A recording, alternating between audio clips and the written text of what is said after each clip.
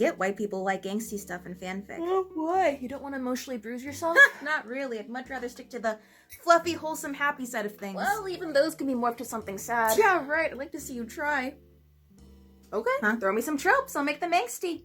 Alright then. Any trope? Any trope. Love triangle. Easy. Someone gets left out when the other two people date and they feel neglected, unwanted, abandoned. And that, of course, leads to any relationship with the other two parties disintegrating and them loathing themselves for not being enough. Enemies to lovers. Well, even if they're lovers, perhaps they're still on opposing sides. One thing leads to another, and one of them has to kill the other. Childhood friends. Either they lose touch and never see each other again, or they do reconnect, but they've changed so much to the point where they don't know each other anymore and they just don't click and aren't a good match anymore. College AU. Classic college relationship. They get together, life gets hectic and busy, they have a huge fight involving what realistically is their future together, and they go their separate ways. Arranged marriage. The marriage is loveless. Slow burn. It's snuffed out and doesn't pay off. Coffee shop AU. The regular that the baristas had their eye on for some time, one day just never comes in again. Historical AU. You're gonna have to specify a time period, although you do realize that the majority of history is just riddled with tragedies, right? Touche. Fake relationship. That's all it ever turns out to be. Fake. If any feelings come to fruition, then they're entirely one-sided and they're tucked away, never to be seen again. Fairy tale AU. Oh, this ain't Disney. There are no guaranteed happy endings. Have you read the original Grimm Brothers stories? Amnesia. Oh, easy. The memories don't come back. Or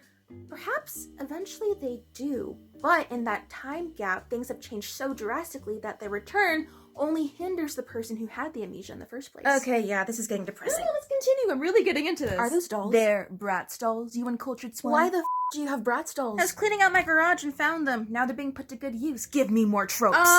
Mutual pining. Okay. Yeah, sure, they both share feelings for one another, but they're both so convinced that the other deserves better or would never feel the same way that they pine and pine and pine, but never actually end up together.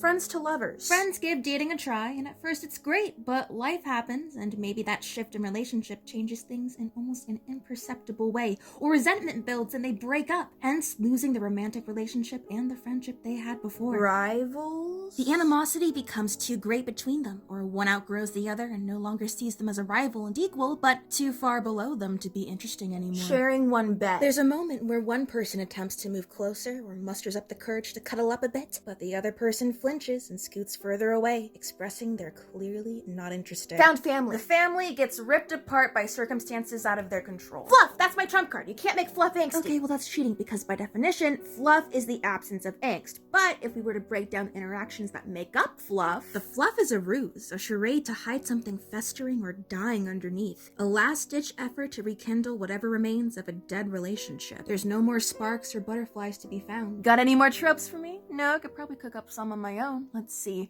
Time loop pretty much writes itself. Royalty AU, there's potential. Soulmate AU, no, that's a lot of options. Oh, are you okay? God, I hate fanfiction.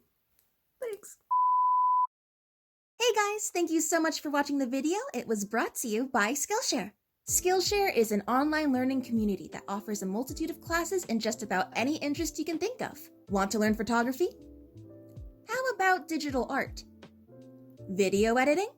Skillshare has got you covered.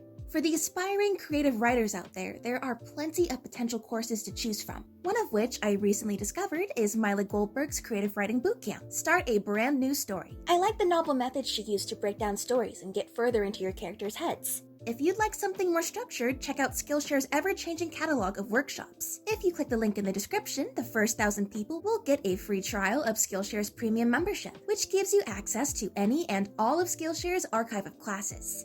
I've been a longtime Skillshare user myself and can vouch that it's 100% worth it. Thank you again for watching, guys, and I'll see you in my next video.